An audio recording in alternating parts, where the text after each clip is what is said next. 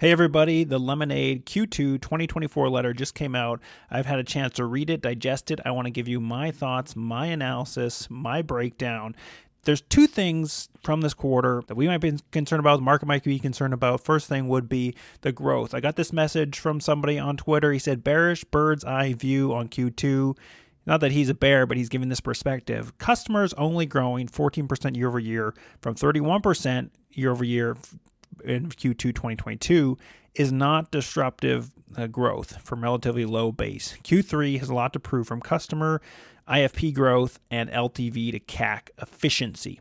So we can be concerned about their growth. Is Lemonade really growing fast enough? And then also their efficiency of growth. I had a thread here on Twitter. I brought up, hey, Lemonade spending $171 per customer they acquired in Q2. So in this video, we're going to touch on both of these things. They're kind of interconnected, give my explanation for them, how I'm thinking about it right now. We're going to talk about the loss ratio, which was awesome surprise, go through some highlights, show a number of hopefully really valuable charts and explain them if you're not quite sure about the charts or you saw them on Twitter. Some people I saw were a little confused. Go through those charts and gives you a little deeper analysis of what's happening with Lemonade.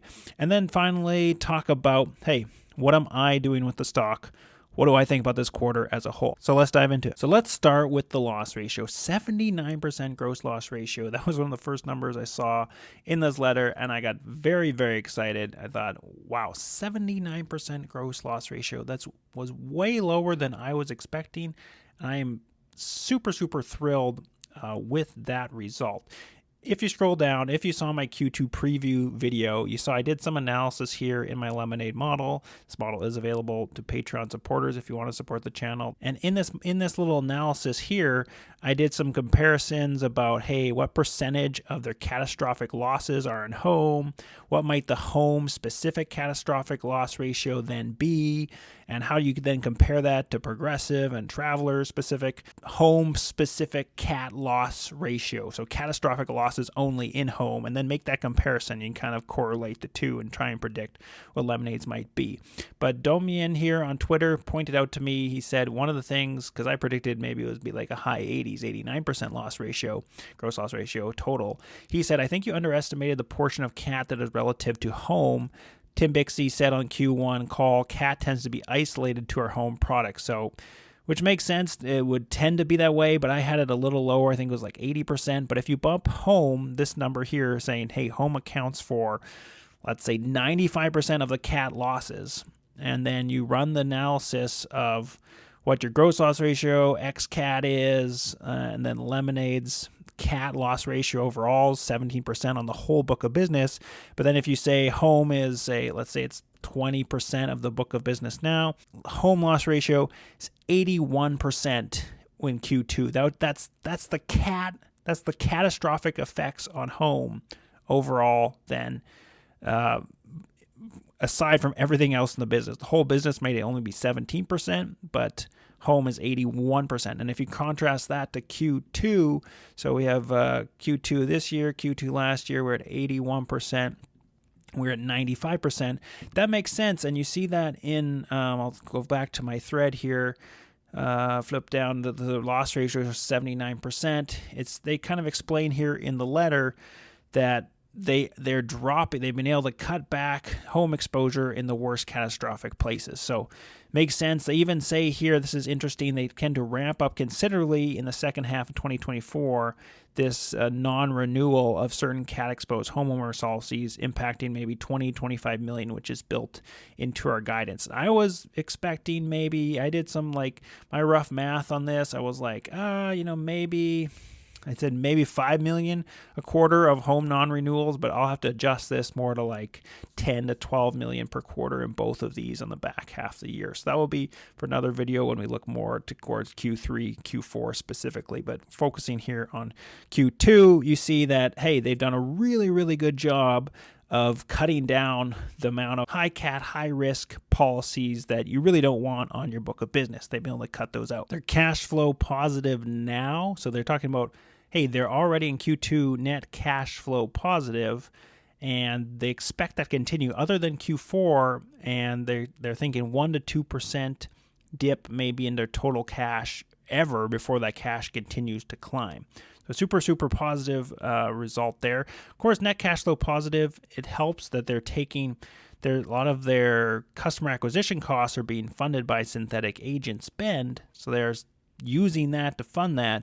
But if they're saying they're going to be cash flow positive forever, even as they pay back those loans for synthetic agents, it's still really encouraging because it shows, hey, it's a positive return on investment. It's positive to borrow those funds, and it's positive. They're going to continue to climb positive cash direction from here on out, other than maybe a small dip in maybe Q4. And this is a big change from even a year and a half ago, or even like just a year ago. There was definitely a lot of discussion about, hey, Lemonade's going to run out of cash, they're going to go bankrupt. That's still what Lemonade bears often say. They say, hey, yeah, they're just incinerating cash, and they're burning through cash, and they're burning through funds, and they don't have any money on the balance sheet, and they're going to run out of money and go insolvent anytime. But I just don't see where that argument comes from anymore. So super positive. Operating leverage is also in check right here. This is from the letter. They talked about 13%. It had an increase year over year. That's because they spent $12 million more this quarter versus a year ago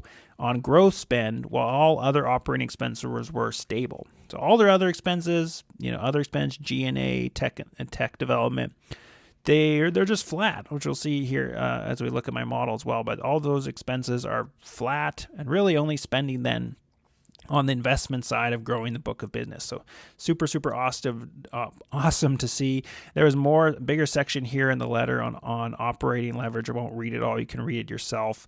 But talked about how IFP per head count has increased. I also look at customers per head count, per employee, and that continues to increase. We'll see a chart for that here in a little bit. But this is a great operating expenses excluding the growth spend. So this is the portion of sales and marketing that's flat, plus all the other operating expenses other than your CAC, what I call the CAC, your customer acquisition cost, your growth spend. It's flat. It's even down year over year, while IFP, over the last 2 years, it's down, while IFP went from 609 to 839.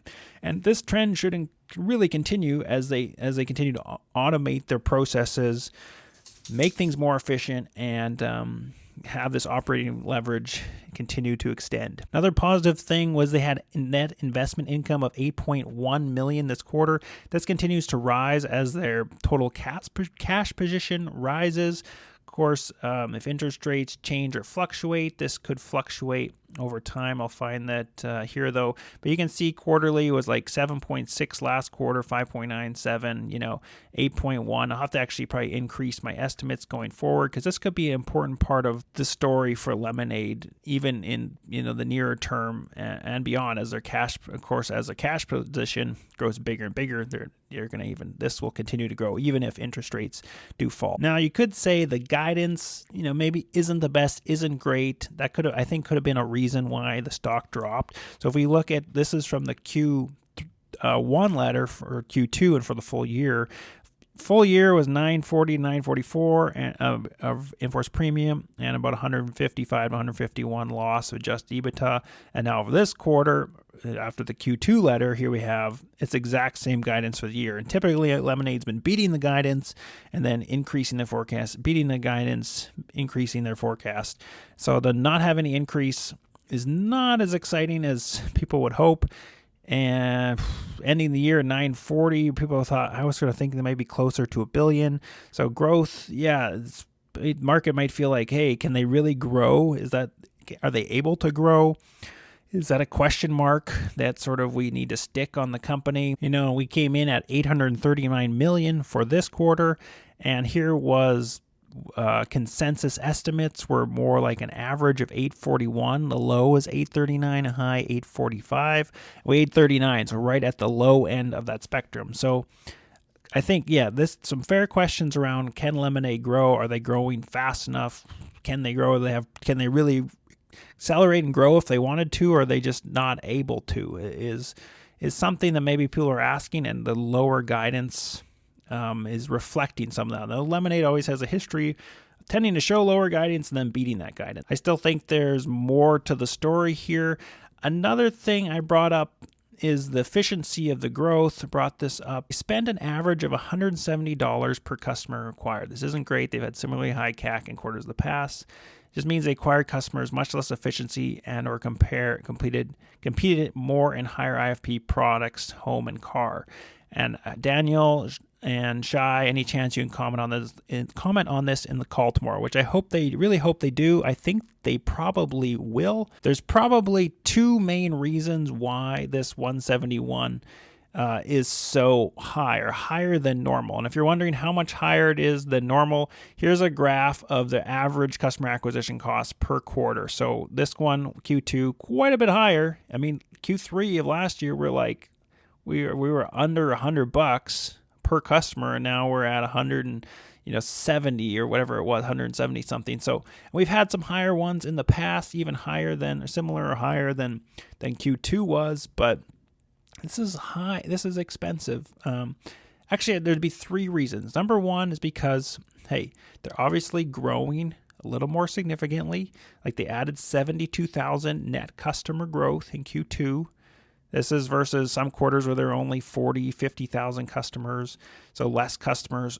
So as you add more customers, of course, you get the easiest customers to join first. Some people join for free because their friend tells them to join. Anyway, if you spent $0 on customer acquisition, you'd still get those customers.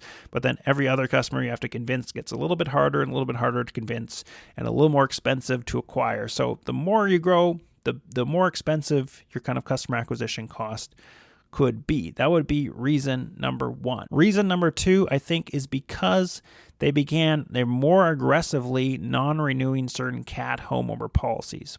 So that non-renewal, that would be reason number two in my mind. Hey, why is this 171 so much higher? Hey, they're taking policies off of there. That lowers your annual dollar retention, which then lowers your churn calculation, or raises your churn calculation, or artificially raises that, so you have more customers churning, and then you calculate your rate of $170, $100 per customer acquired. Some people were confused about some of these graphs I had around. We'll get to LTV to CAC, but even this, or we're questioning or wondering, how did he get this number of $171? I'm not going to go into it. In fact, I had a video of like 2 years ago where we talked all about customer churn, because customer churn used to be a really hot topic. As you can see, if you look at churn histories, this is percentage of customers churning from 12 months prior. It used to be like, you reverse time, a couple years ago, 2-3 years ago, churn was like 30%, even higher, mid 30%. Every 12 months, a third of your customers are churning or leaving. And there's a number of reasons why. We don't need to get into that. I'll link that video up above from a few years ago, where I calculate the churn based on annual dollar retention, based on premium per customer. And you can show this is your customer churn over time. It's been flattened really down to 16%. Eventually, it might go a little bit lower, but I'm sure based on the book of business right now, this is sort of what they're at. So, but all that aside, that canceling of that home book of business also would push on this number a little bit and make this more expensive, this $171. And then finally, this $171, why is that we questioning this growth spend is because right at the end of Q2, we had Cybercat had this great post from LinkedIn where they showed, hey, it's happening. We're changing insurance starting with everything. And they have this eye-catching I think there's a few pictures here. No, there's just the one picture here. There's a number of pictures, though, that were posted on LinkedIn by LMND, where there are lots of billboards, signs. It's a much bigger, broader marketing campaign that they're pushing. It says Chicago, Austin, Phoenix, Boston, and more. Billboards, bus ads, transit ads, etc. You can see another example here. And all of this popped up right at the end of June. So in Q2, LMND would have been spending money on planning this, spending money on setting up this whole campaign, but they're not going to see, they're spending the dollars on it, but they're not acquiring the customers in Q2. So they're going to wait till Q3 and maybe even Q4. Even some of these customers might see the sign and then a year from now decide, remember LMND and sign up for it, etc. Right?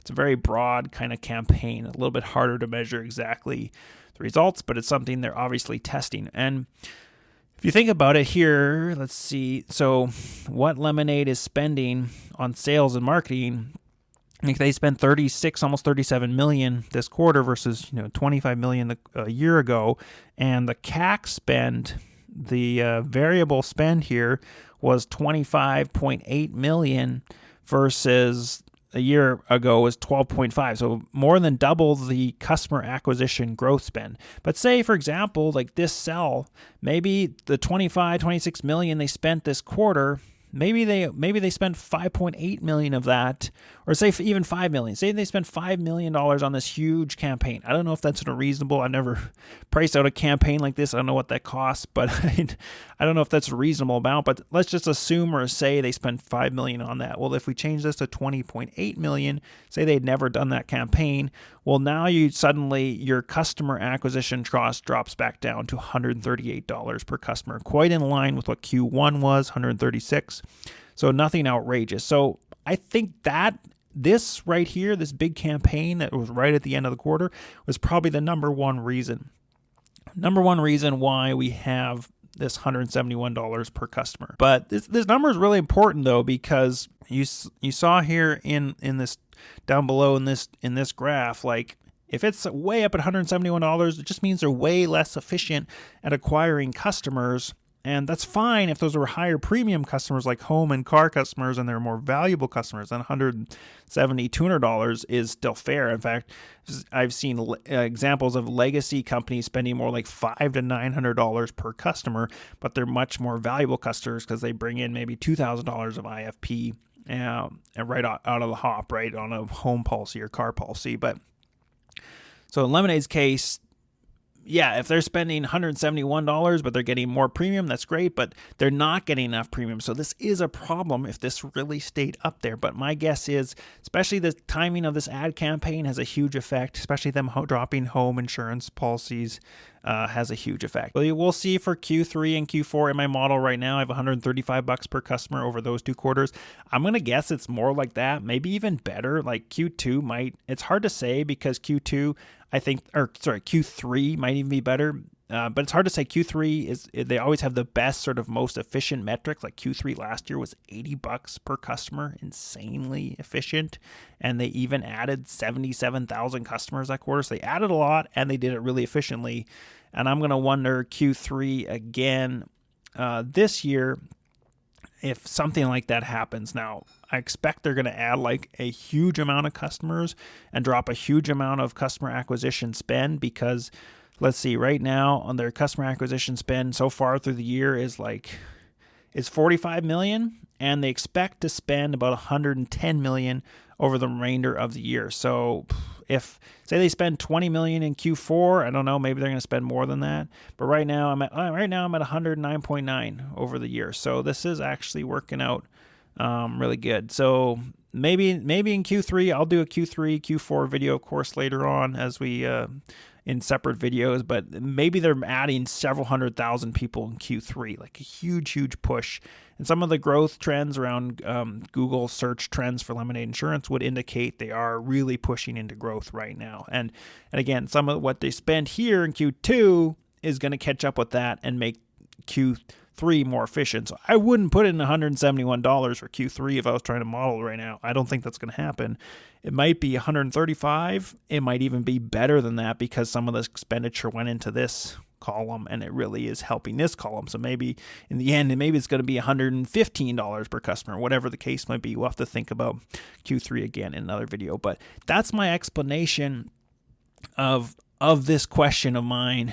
And thanks you for people that chimed in and suggested some of these things. But I think all of that makes a lot of sense. And I also think that really kind of answers the other question of, hey, is guidance bad? The 2 questions I said at the beginning is like, is growth and guidance something to be concerned about? Is that something that the market's really worried about? I think their guidance might be a little bit conservative. Maybe this year they're not pushing as much into home and car, which we know they're not doing. They're cutting home if anything. So that's really going to affect your ability to grow as quickly. But I still think if you're dropping home insurance, but you're still having this amount of growth, still growing into the mid 900s in IFP, then it means you're probably going to be adding a ton of customers. So in summary, am I concerned about 171? No, I think it's going to drop. Am I concerned about overall growth? I think they're going to still be fine based on all these reasons, because I think this number is artificially high. You can also see that the guidance really isn't bad for Q4. I touched on this in my preview video. Q4, hey, if you factor out what they're expecting for Q3 based on the rest of the year, Q4 is like they're expecting maybe 18 million adjusted EBITDA mid loss in Q4, which the market's going to love. I think we could have a very strong Q3 results, and then looking into Q4, market could be very, very excited about, because, hey, this just shows they're that much closer to adjusted EBITDA, break even, and profitability point, right? You know, if we look back right now, I have to tweak the numbers. Right now in my model, I have $20 million loss for Q4, which again was what I was suggesting, that this could be a monster good quarter. And if you look back a year ago, we're at minus 29. So minus 29, and now next Q4 of this year, maybe they're minus 18, maybe probably at that, or given Lemonade's ability to beat their guidance, probably minus 18 or even better than that. So could be very, very exciting next few months through the end of the year and into Q4 results. Now I want to just go through some more of all these tabs at the bottom here. I have all kinds of different charts that sort of highlight or illustrate some of the deeper things we can be thinking about with Lemonade. So first one is LTV to CAC. So this is a calculation of the lifetime value. Lifetime value just means, hey, what's all the gross profit we get from a customer or cohort of customers over their entire lifetime? What's that worth to us right now?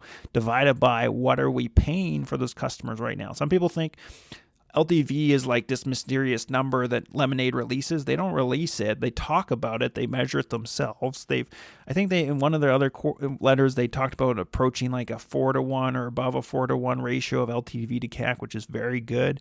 You can calculate LTV to CAC with this ratio. I've broken it down in other videos. I've explained why, hey, depending on what your inputs here are, you could have LTV to CAC. You could say eventually we'll go to like 4, 5, 6, even in that range or higher. But LTV to CAC, this is on a quarterly basis.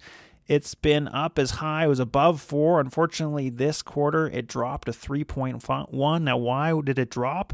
Well, that's just because that number for CAC, which we calculated, I just talked about in great detail, was 171. You know, if this was, say this dropped back down to 20 million of growth spend, and that dropped to 132, well, then your LTV to CAC is suddenly, now it's back to 4, right? So we'll just undo that to go back to reality, because it is higher, but your LTV to CAC, I expect it's going to shoot up in Q3 because your CAC portion of the equation is going to become much more efficient. Now, if I look at that on trailing 12 months, so this just means every bar is a 12-month average of the 12 months behind it, LTV to CAC continues to climb. We've had this steady climb as they become more efficient, as they become more effective maybe in picking customers, but also cross-selling customers into new policies, into a pet policy or into a home or car policy, whatever it is.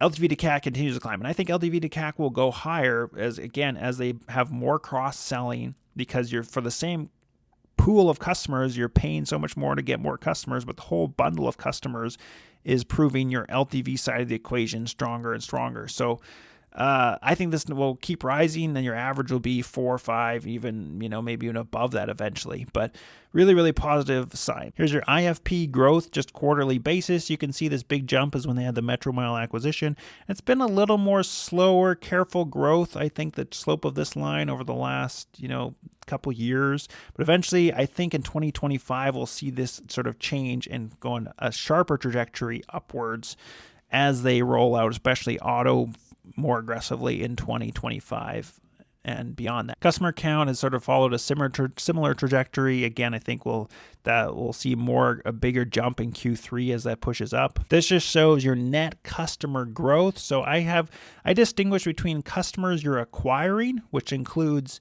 hey, any customers that churned away, you have to make up for those customers plus get ahead, plus the net customer growth. That would be the customers acquired, but what we're looking at is net customer growth, just if you looked at the quarter-over-quarter difference. So there was 72,000 customers last quarter. You can see it's kind of been slower growth here again over the last couple years, but in the past they had really aggressive customer growth quarters where they're growing 157,000, and this was the Metro Mile quarter, Q3 of 2022. That's why it's such a huge spike.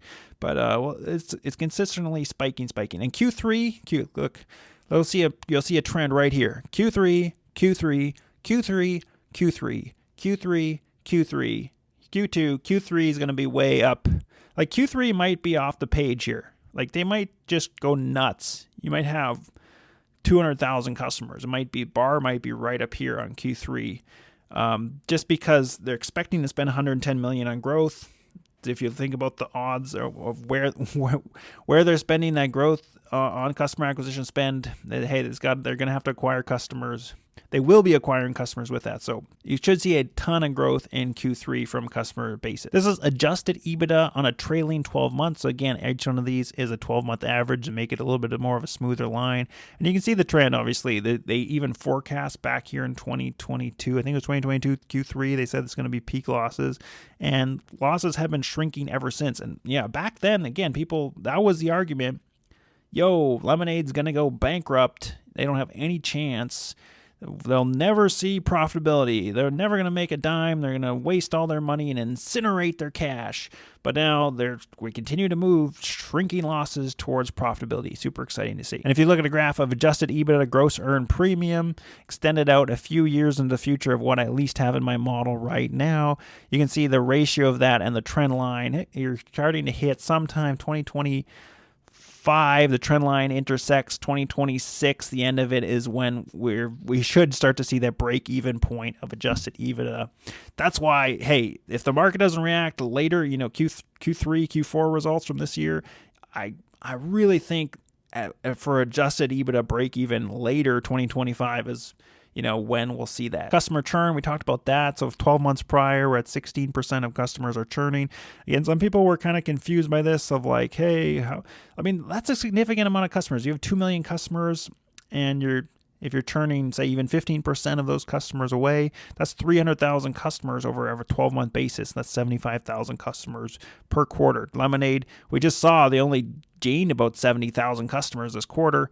Here, actually, I have it right here, churn customer count. So from 12 months prior, 314,000 or 0.3 million, 314,000. So yeah, 70, 80,000 customers per quarter have been churning away. So as churn comes down, and if they can squish it down a little further, maybe tighten it up, it improves that. Even though as the book of business grows, the amount of total churn will continue to climb, but it's all relative to sort of your overall book of business, right? And that's factored into those equations of where I factored into LTV to CAC. You're accounting for customers that are churning away. This is customer acquisition costs versus customers acquired. So total not customer change, net customer change, but customers acquired. That's why this quarter it says like 150,000 customers, because maybe 70-some thousand churned away and 70-some thousand were net gained, right? So this shows that a bit of that relationship. You can see it correlates somewhat between the two. But again, we were spending quite a bit higher this quarter than the gain. And I think a part of that, again, was probably that ad campaign that we're going to see the fruits from in the Q3. In the Q3, maybe the red line will be higher than the blue line by a fair bit. Another efficiency metric, how much you're spending on customer acquisition and how much IFP you gain. So in the LTV to CAC, we use this equation right here to calculate what the LTV, the lifetime value of the customer is, which I think is a better metric than simply the in-force premium, because it factors into like your annual dollar retention, which inside of that factors into your cross-selling as well as your churning, both factored into that number. Both of those things are tied in there. But it's also interesting to look at, hey, if you spend so much on customer acquisition, how much in-force premium you're getting. And it's like 2.7 in this quarter. It's actually, it's dropped in the last couple quarters, but I think this quarter, not as efficient because you're growing more heavily. So you're growing more aggressively, so you become a little bit less efficient, as well as what we talked about, your customer acquisition costs being a little bit artificially high. This really shows the operating leverage they're going through. So total operating expenses have stayed very, very flat versus IFP that continues to grow. Really, really beautiful graph. Another way to sort of flip this around, you say total operating expenses is the higher number here versus profit after insurance losses. So this is just your top line big IFP number, but this is after you've paid out your insurance, after your reinsurance is taken care of.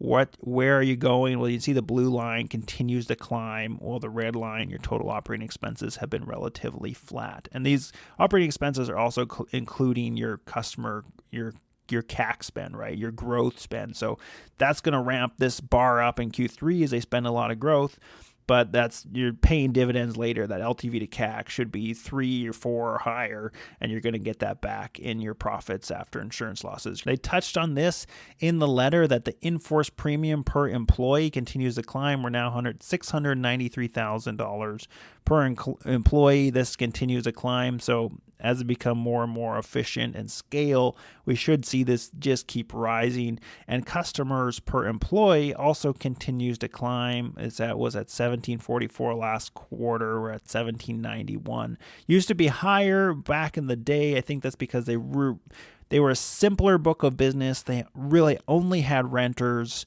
And so you just have tons of renters on a small amount of people. You get a very high ratio. And then that fell as they expanded and grew. And now they're climbing back up to efficiency. Shout out to Ted Invests in ETFs. So what are my general thoughts? What am I doing with the stock? What do I think about the stock? Fell right after hours. It was like, $22 a share. Right down to 18 was the lowest, $19 a share. And it looks like it climbed a little bit. We'll see how it opens in the morning. I mean, I thought this was an excellent quarter. The gross loss ratio dropping like it did. Like, look at this graph, 62%. It's still steady there. This wasn't just a total anomaly, 63%, but 62% gross loss ratio ex cat. That's phenomenal.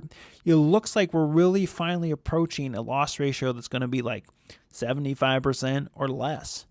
Like to me, it seems to be very, very close. And then they can carefully scale the business, or this big book of business of growing customers, into the car insurance product, slowly into the home insurance product, continue expanding geographically and expanding the footprint in their pet and renter space, and accumulating that customer base, more and more, and being operationally efficient as they do so.